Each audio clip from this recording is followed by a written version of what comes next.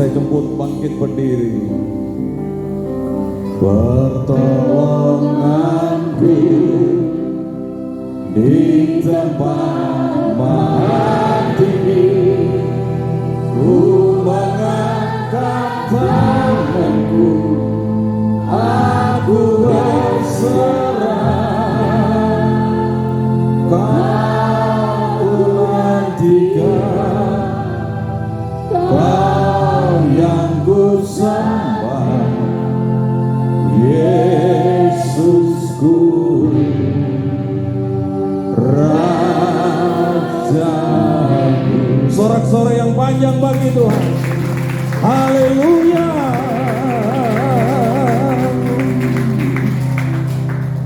Pagi hari ini kami memilih berada di hadirat Tuhan. Kami rindu Engkau berbicara kepada kami. Urapi hamba-Mu debu dan hidupkanlah setiap huruf yang mati dengan Roh Kudus-Mu. Biarkanlah kami bisa membedakan mana yang baik serta mana yang jahat. Dalam nama Yesus Kristus. Haleluya. Amin. Silakan duduk. Shalom. Puji Tuhan. Ada yang baru pertama masuk gereja ini, silakan berdiri. Ya, ada ke belakang. Ya, tepuk tangan untuk Tuhan Yesus. Ada 2 jiwa baru. Selamat datang Bapak orang tua dari Ibu Esti. Selamat bergabung di tempat ini. Tuhan Yesus memberkati. Sehat-sehat Bapak. Ya, udaranya agak dingin ya dibandingkan Surabaya. Ini ada Saudara Benny, pertama ibadah di tempat ini. Kiranya kasih Tuhan menyertai kita semua. Ya, kita membuka kitab Matius pasal 3 ayat 1 sampai 2. Oh, ada Yoyo ya. Halo Yoyo. Tuhan doakan Saudara Yoyo ini biar dia mengenal Tuhan dengan baik. Amin. Tepuk tangan untuk Tuhan. Haleluya. Matius pasal 3 ayat 1 sampai 2 berkata sama-sama, pada waktu itu tampillah Yohanes Pembaptis di padang gurun Yudea dan memberitakan, lanjut, bertobatlah sebab kerajaan surga sudah dekat. Ya, bertobatlah sebab kerajaan surga sudah dekat. Pada waktu itu Yohanes melihat siapa? Melihat Yesus. Kenapa dia berkata seperti itu? Kerajaan surga itu yang punya siapa? Yesus. Pada waktu itu berarti Yesus sebagai apa? Raja. Itulah dia memerintahkan, bertobatlah sebab kerajaan surga sudah dekat. Pada ayat seterusnya, ayat yang ke-13 sampai 15. Coba 13 sampai 15. Matius 3 ayat 13 sampai 15 berkata, maka datanglah Yesus dari Galilea ke Yordan kepada Yohanes untuk dibaptis olehnya. Tetapi Yohanes mencegah dia, katanya, akulah yang perlu dibaptis olehmu dan engkau yang datang kepadaku. Lalu Yesus menjawab, katanya kepadanya, biarlah hal ini terjadi, karena demikian sepatutnya kita menggenapi seluruh kehendak Allah. Dan Yohanes pun menurutinya. Yudea ke sungai Yordan itu jaraknya kira-kira 30 km. Naik apa Yesus ke sana? Jalan kaki. Kira-kira tempat ini sampai kota Lumajang itu 29 km. Saudara, ada yang naik mobil, ada yang naik sepeda, tetapi Yesus jalan kaki. Untuk apa? Dibaptis. Kata baptis itu bahasa aslinya itu ditenggelamkan. Pada suatu saat di Manado ada 2 orang minta dibaptis. Perhatikan ke sini. Di sana itu kalau dibaptis itu di pantai, karena ombak di Manado itu tidak seperti pantai selatan, ombaknya agak gede. 2 orang ini baptis. Kalau baptis orang ini selesai yang satu. Lalu yang satunya itu Solo, bahasa Indonesianya Solo itu apa? Lalu kira-kira jalan 20 meter karena dia pintar jalan. Dia bilang, "Oh pendeta, aku di sini." Katanya. Pendetanya dalam hati, ajar orang ini, mau dibaptis kok. Ayolah. Kemudian rombongan orang yang dibaptis ini pulang dari pantai. Tiba-tiba di tengah jalan ada kayu yang roboh. Puji Tuhan, kayu roboh itu merobohi yang bilang, "Halo pendeta." Artinya baptisan ini bukan main-main, bisa berkata aneh. Saudara sedang dimeteraikan menjadi milik Allah. Baptisan itu adalah tanda pertobatan. Kalau cewek sama cowok bercinta, nembak, "Aku mencintaimu, Dek." Sebagai tandanya apa biasanya? Bunga apa? Bunga mawar atau bunga matahari? Hah? Bunga matahari tak pernah bercinta ya. Gagal terus cintanya. Ya. Bunga apa? Bunga mawar. Mawar itu indah enggak? Tetapi bunga mawar itu berduri. Ya, kalau hati-hati memegang cinta, nyoproki sudah. Ya. Karena ada yang bercinta pertama-tama. Itulah sebabnya Bapak Ibu Saudara, tiap-tiap minggu itu harus quality time. Ya, tadi Ko Yudi cerita, saya agak terlambat padahal dia datang sekitar jam 9. Dia ketemu dengan pengusaha jagung di daerah mana. Maka pengepul jagung itu berkata, "Wes angkutan jagung, sudah, aku hari ini quality time. Ya, Senin aja, quality time." Saudara, pada saat cinta itu harus datang dari laki-laki. Amin. Lek cinta datang dari perempuan, itu tak bagus cintanya. Berarti perempuannya ngepek.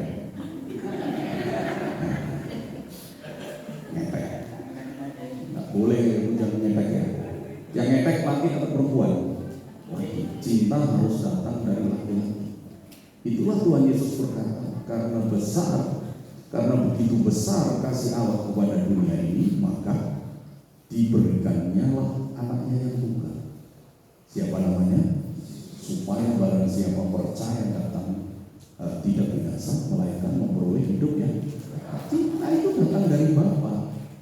Jemaat ini lambang perempuan atau laki-laki? Perempuan. Ya, kalau gereja GBT ada namanya mempelai perempuan dan mempelai laki-laki. Cinta datang dari laki-laki, yaitu Bapak kita. Ya, puji Tuhan. Makanya perempuan mesti nunggu kapan ditembak. Nembak itu harus sesuai. Kalau perempuannya seumpama tikus, jangan ditembak pakai meriam, leput itu tikusnya. Ya, kalau perempuan itu bagaikan gajah, jangan ditembak dengan senapan angin. Gak rosok kan? Harus pakai basoka. Nembak pun harus ngerti pelurunya dan ukurannya. Ya. Kok Henry ini istrinya apa? Jenis tikus atau jenis gajah? Harus ngerti nembaknya pakai senapan angin atau pakai basoka ya saudara ya. Bagi cowok-cowok di sini yang akan nembak wanita, dipersiapkan senjatanya sesuai. Calon pacarnya ini tipe tikus atau tipe gajah. Haleluya. Saudara dikasih Tuhan, disesuaikan alat tembaknya. Saudara dikasih Tuhan, baptis itu adalah menggenapi kehendak Allah. Yesus datang 30 kilo. Yesus pada waktu itu Tuhan atau manusia? Manusia. Sudah, manusia. Cuma orang Yahudi tidak mengakui Yesus itu sebagai Mesias. Kenapa? Karena menurut kitab suci, Yesus itu tidak memenuhi standar Mesias. Salah satu gelar Yesus itu adalah pengertian raja orang Yahudi itu adalah seperti Raja Daud. Dia punya kerajaan dan juga punya pasukan perang. Yesus punya pasukan perang nggak? Nggak punya. Tetapi gelombang tunduk kepadanya, sakit penyakit disembuhkan. Karena Yesus bukan raja di dunia ini, tetapi raja di atas segala raja. Kalau Yesus pada waktu itu dinobatkan menjadi raja Israel, mau Yesus bukan raja dunia, tetapi raja orang Yahudi. Itulah sebabnya orang Yahudi tidak mengakui Yesus sebagai Mesias. Dan orang Yahudi masih menunggu Mesias itu. Mesias itu akan datang, ya, datang yang kedua kali. Itulah sebabnya dalam kitab Wahyu, Musa sama Elia di akhir zaman disuruh menginjili orang Yahudi ini karena begitu besar kasih Allah kepada orang Yahudi ini. Saudara dikasih. Pada waktu disalib ditulis di situ, inilah raja orang Yahudi. Itu sebenarnya hanya alasan hukum. Karena untuk menyalibkan seseorang itu harus punya kejahatan besar. Roma ini harus punya alasan internasional. Kenapa Yesus disalib? Alasan secara hukum karena dia makar, mendirikan kerajaan di tengah kerajaan. Pada waktu itu Israel dijajah oleh pemerintah Roma. Maka Yesus dituduh makar, mendirikan kerajaan. Makanya di salib itu ditulis, inilah raja orang Yahudi. Ditulis dalam 3 bahasa sebagai alasan hukum kenapa Yesus itu disalib. Yang kedua, jabatan Yesus itu imam. Tugas imam adalah memimpin ibadah, memercikkan darah di dalam tabut perjanjian. Yesus tidak pernah terbukti itu, tetapi pada waktu dia mati di kayu salib, darahnya itu terpercik di atas grafia Tuhan. Saudara dikasih. Kesimpulan, senang kalau udah kesimpulan berarti khotbahnya mau selesai. Terus dia minyak dan umur sehari. Haleluya. Kesimpulan, hukum Taurat itu berlaku sejak Musa sampai kepada siapa? Yohanes Pembaptis. Perpuluhan itu peraturan Taurat atau peraturan perjanjian baru? Peraturan Taurat. Makanya ada gereja yang berkata tak usah perpuluhan karena itu peraturan Taurat. Lain ini nggak usah perpuluhan, seneng pengusaha. Ya, tak setor kepada Tuhan. Tetapi peraturan perpuluhan itu tidak menganut hukum Taurat, tetapi menganut hukum Melkisedek, di mana pada waktu itu Melkisedek menagih perpuluhan kepada Abraham. Saya mau tanya, Ibrahim itu agamanya apa? Yahudi atau Kristen? Yahudi. Sini. Gak ada agamanya. Agama Yahudi itu sejak siapa? Sejak Nabi Musa. Kalau ada agama lain ngomong, Musa agamanya Kristen. Goblok yang ngomong itu. Kristen itu ada setelah Yesus. Islam ada setelah Nabi Muhammad Shallallahu Alaihi Wasallam. Paham? Yakub agamanya apa? Gak ada agamanya. Makanya sejak Adam, perhatikan, kepada Musa Tuhan memberlakukan hukum hati nurani. Amin. Musa sampai kepada Yohanes hukum apa? Taurat. Yesus itu menggenapi hukum Taurat. Makanya umur 8 hari disunat. Umur 12 tahun dia muncul di bait suci. Itu namanya akil balik di sini. Lalu muncul lagi umur 30 tahun. Umur 30 tahun itu umur yang layak sebagai pengajar. Makanya ketika dia mengajar, diprotes sama orang Yahudi. Umur menjadi imam itu adalah 30 tahun sampai 50 tahun. Itulah diprotes sama orang Yahudi. Duluan mana aku? Yesus sama Abraham? Yesus berkata duluan aku. Lalu orang Yahudi berkata umurmu belum 50 tahun. Kok kamu bilang kamu lebih dulu daripada Abraham? Jadi umur seorang pengajar itu di Yahudi 30 sampai 50 tahun. Itulah kemunculan Yesus hanya saat umur 8 hari. Lalu umur berapa? 12 dan umur 30 tahun sesuai dengan tradisi orang Yahudi. Lalu mau protes sama Bambang Nurseno, kok nggak dicatat? Itu gimana umur 12 tahun sampai umur 30 kemana saja? Ya di Nazaret. Ngapain? Ngaji, belajar kitab Taurat. Amin. Belajar apa? Kitab Taurat. Makanya lalu agama Islam karena hampir sama, ada tradisi ngaji. Ya. Orang Kristen ngantuk dan ngaji. Ya. Ngaji orang Kristen. Karena orang Kristen ini sudah tidak mengikuti tradisi Alkitab, mengikuti tradisi orang Barat. Ya. Kalau mengikuti Israel, nggak pakai jas. Jas ini tradisi apa? Tradisi Timur atau tradisi Barat? Barat. Ya, nggak pakai dasi. Karena Kristen ini mengikuti ajaran Barat. Oleh sebab itu, adu lampre mengikuti ajaran Barat dan Timur campuran. Gaduh-gaduh, kadang pakai dasi, kadang enggak, ya. Artinya kita mengikuti kebenaran. Amin. Ya, jadi umur 12 tahun sampai 50 tahun Yesus di Nazaret belajar Alkitab atau ngaji. Ya. Jadi Ibrahim agamanya apa? Ada. Kalau ada orang mengatakan Ibrahim agamanya Kristen, orang ini ngerti sejarah enggak? Yesus itu mati di salib atau enggak? Di salib. Waduh, enggak.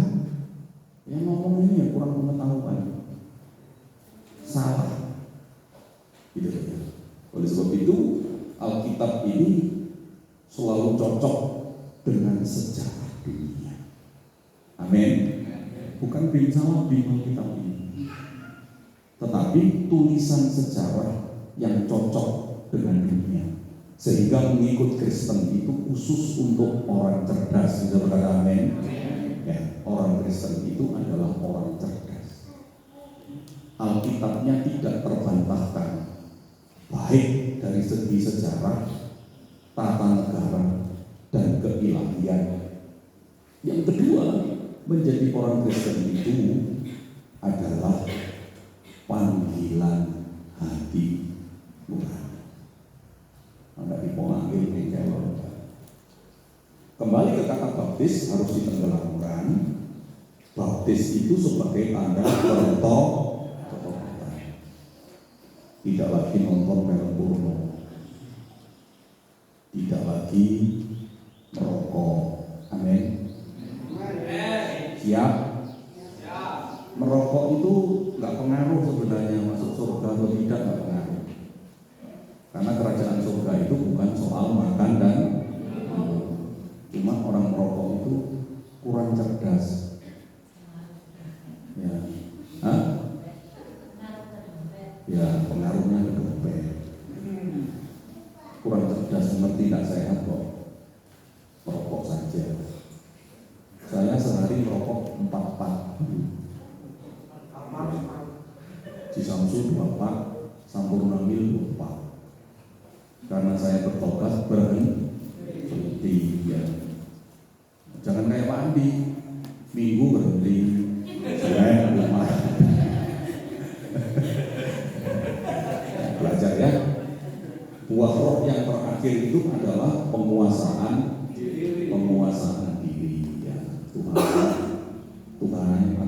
merokok.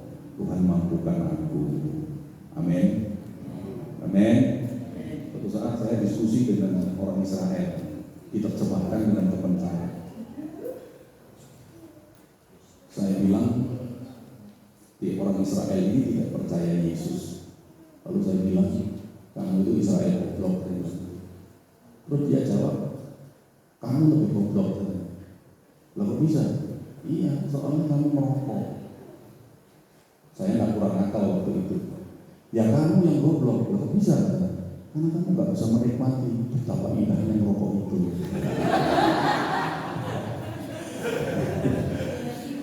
Yang terjemahkan saya ketawa ngekek-ngekek. Katanya Imbar ini nggak pernah kalah. Ya, belajar daripada dibuat merokok, buat persiapan beli kalung nanti kalau lamaran ya.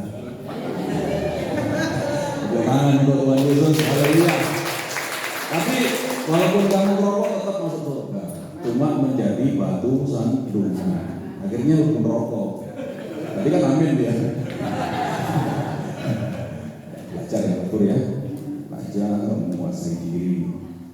Itu masalah level iman. Saya berkata amin. Taurat berlaku Musa sampai kepada Yohanes Pembaptis. Yohanes Pembaptis zaman Yesus disebut hukum kasih karunia. Amin. Jadi ya, dari Adam sampai Musa hukum apa? Hati nurani. Musa sampai Yohanes Pembaptis hukum apa?